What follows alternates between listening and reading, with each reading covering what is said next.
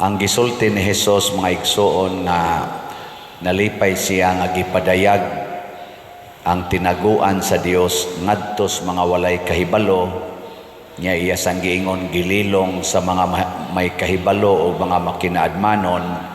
Dili gid ni siya generic or murabag total opposition ba nga ang mga kaalam nga Dios nun ang kuan ra gyud ang mga way kahibalo kana ra mga pobre, mga labing ubos maoy gipasabot ni ani niya kadtong mga professionals, mga naay mga gahom dinis kalibutan dili makaila niya. Ang sentro gyud sa meaning ni Hesus nining iyang pagsulti nga lilong sa Dios ang iyang kahibalo ngadtos mga maalamon o makinaadmanon. Kining mga klasihas tao mao ni ang nagsalig sa kaalam o sa gahom sa kinaadman sa kalibutan. Kana bang human, muranig the difference between human wisdom and divine wisdom. Kung ang tao gani nagsalig lang sa human wisdom, kanang gitawag natog scientific nga kahibalo, maglisod gyud tag kahibaw sa tinaguan sa Dios kanang iyang mga misteryo. Pero kung mo sugod na gani tao paubos niya adto na ta mo salig sa divine wisdom, mahibaw-an dayon nato ang mga tinaguan sa Dios. Sama sa unang pagbasa, gisgutan diri nga ang sa Dios no ning kaalam kung mohari na si Kristo or ang Mesiyas, matud pa dili na sila magpinatyanay. Mag-amigo na ang mga kaaway, magtipo na kuno pagpuyo ang lobo o ang nating karnero, magdulog na ang nating kanding o ang leopardo. Ana ba? Magsalo og pagkaon ang leon o ang nating baka o gagmayng bata ang magiya kanila. Pasabot, kanus aman dunay gyoy tinuod nga kalinaw, dunay panag sinabtanay, dili magsigig away sama nirong nahitabo sa mga nasod na naggubat. Kanus aman magkahusay. Sama ning ato mga politicians karon, pipila ka mga politicians nga nag-away, kanus aman ni sila magkahusa kung maminaw sila sa pulong sa Ginoo. Nya anha na ta makakita nga kini ang tawhana nga atong giaway representative gyapos Ginoo. Kini ang tawhana nga atong gidumtan doon na di ay kalabutan sa atong kinabuhi. Sa mapananglit sa nagpa-counseling nako, kay iyang ikiha ang iyang mama, kay wa mo bayad sa utang. Usa ka anak, ni graduate nga ang mama mao'y nag-atiman, nagtabang o gasto, nag-working sa kuno to siya. Niya human, karon naka-abroad na, niya ang iyang mama, medyo kuan sa kwarta, kanang particular sa kwarta ba, sige pangutang niya. Nya wa man gyud kabayad, bisag na ay nadawat nga mga kwarta iyang mama, wa man gyud mo bayad. Ang anak naglagot, ikasab-an iyang mama ug iya kunong ikiha kay wa kabayad sa utang.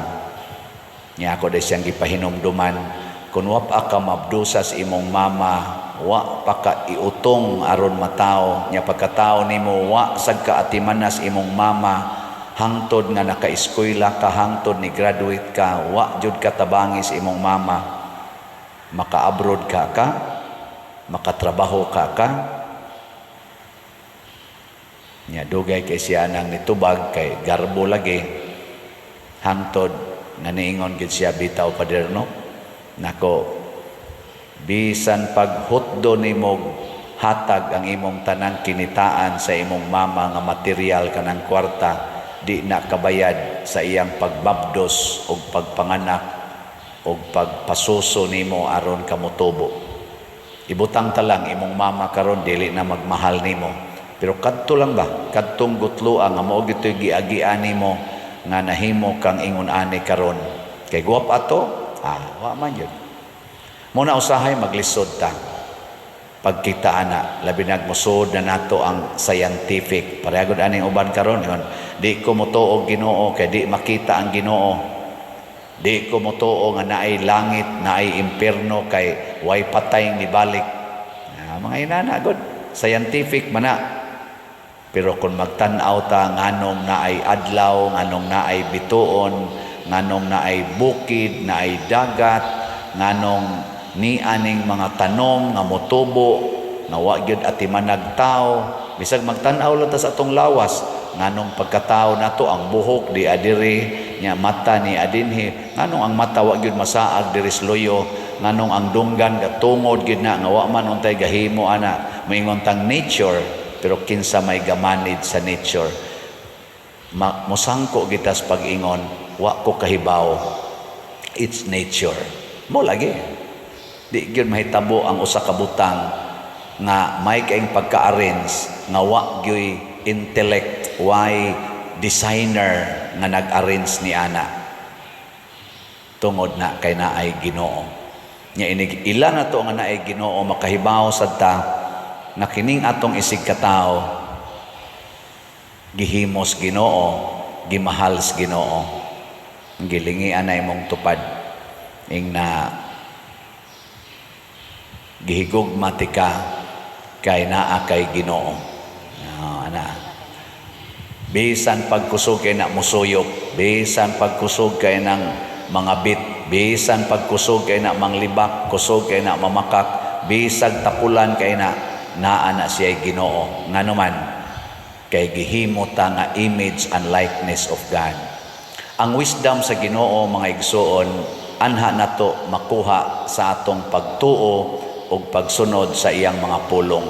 Muna si San Francisco Javier, sila si St. Ignatius of Loyola, sa dihang nang graduate na sila sa ilang mga kurso, usab ni sila sa mga top students sa ilang panahon, mga bright kaini sila sa theology, sa philosophy, ilang gigamit ang ilang scientific nga nakatunan dito sa classroom ngadto sa ilang pag-translate niini sa pagtudlo sa mga tao. Mao ni ang work of the mission to evangelize using the words of God. Mao nang daghan kaing nasod ang naadto ni San Francisco Javier, ug mao tingali hinungdan na gitawag na siya principal patron for the foreign mission or sa mission of the church. Tungod kay gigamit niya ang iyang nakatunan nga scientific, iyang gigamit aron masangyaw niya ang God's wisdom. Pagtudlo og amahan namo, maghimaya ka Maria, mituo ako, pagbunyag sa mga wa pabunyagi. Matod pagod niya, iya kunong imbitaron unta ang mga pari nga uban nga nagsigil ang kunog padaghan sa ilang mga degrees, doctorate degrees. Iya unta kunong adtuon og iyang ingnon, panggawas mo das inyo mga classroom, biyain ang inyo mga pag-doctorate diha. To ay millions of people nga wap agani kadungog, wap agani kakaton og pagpanguros, wap agani kakaton anang pangadsi sa maghimaya ka Maria. Karong panahon na daghan kay sa ato mga batan-on nga may kayo anang cellphone, hala kuto-kuto lang kamot bisag 3 anyos pa 5 anyos may na kay sa cellphone. Pero nay uban ang graduate na lag college, di lang gyapon ka maong mangadji sa Santos nga Rosario, di gani kasag-o sa Hail Mary, Glory be, o kanana ang Hail Holy Queen, o kanang mituo ako, di gani kasag-o ana, I believe in God, nga way tamdanan. Daghan kay kog nakuha mag-rosaryo ta, na ay guide, Father, nakuha, katiguang na nimo tiwasono naman ka niya nangita lang yapong ka-guide, pasabot wa magrosaryo kada adlaw ana. Mao na hinaut unta nga magpuyo ta subay gyud sa wisdom of God nga matod pa diri sa atong tubag sa Salmo, ang katarong mulambo sa iyang panahon ug ang kapuno sa kalinaw hangtod sa kahangturan. Ang atong nasod karon nanginahanglan gyud sa divine wisdom. Daghan na kay mga buangon sa atong nasod, mga officials o mga katawhan. Siging away, siging linibakay, siging pangita anang kwarta, wa na mangita og gugma, wa na mangita og kalinaw, wa na mangitag pagpasayloay, wa na mangita sa katarong. Siging pamakak, siging pangilad, madinhi man sa simbahan o dihas gobyerno, luoy kay ta. Muna hinaot unta ang katarong atong palambuon ug mapuno unta tas kalinaw hangtod na gyud sa hangtod, mawa na ning panag-away.